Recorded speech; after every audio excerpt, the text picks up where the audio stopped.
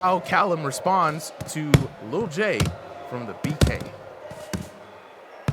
Yeah, took a whopper that last round. And so let's see what the adjustment here is. So far, it looks like he's trying to extend a little bit more range, throwing in some 1-2s with what were primarily hooks in round one.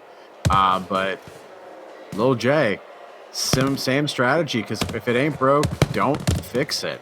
Right about that, bro. You were right about that. Interestingly enough, about LilJay's stance here, you almost see that his gloves almost have a lean forward to them. It's very interesting. I haven't seen that before. I mean, Callum does too a little bit, but you're really seeing it very prominent from LilJay, and I wonder if that's a particular VR style choice over an IRL boxing choice. Got to follow up with LilJay about that one.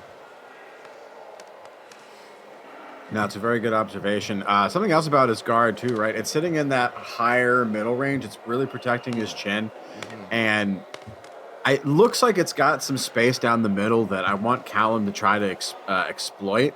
But still, he does manage to do a really good use of like putting his hands together to block. But again, in this game, you can move the arms away, and I want to see Callum, instead of just trying to go for those hooks, try to wrestle down the middle a little bit. I agree with you.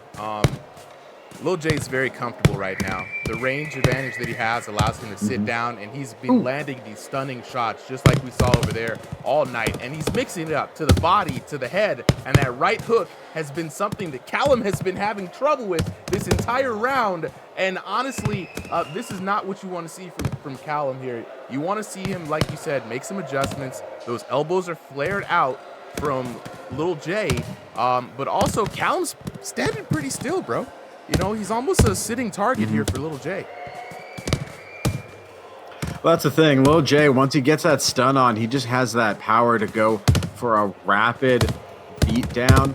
And Callum surviving that earlier stun really well with head movement, but that just tires you out with this pace that LilJay is putting on. Look at it. Those jabs are coming in. He's throwing hooks. He's changing levels. He has just been working cardio constantly in this game. Yeah, man. And it's after a while, that's a good strategy. Round two is the adjustment round, right? You got to pay attention to what they like to go for. And it's just on the outside, not in the ring, so it's a whole different thing, right? But LilJay always leads in with those 2 uppercuts and 2 hooks. He's done that several times in this round.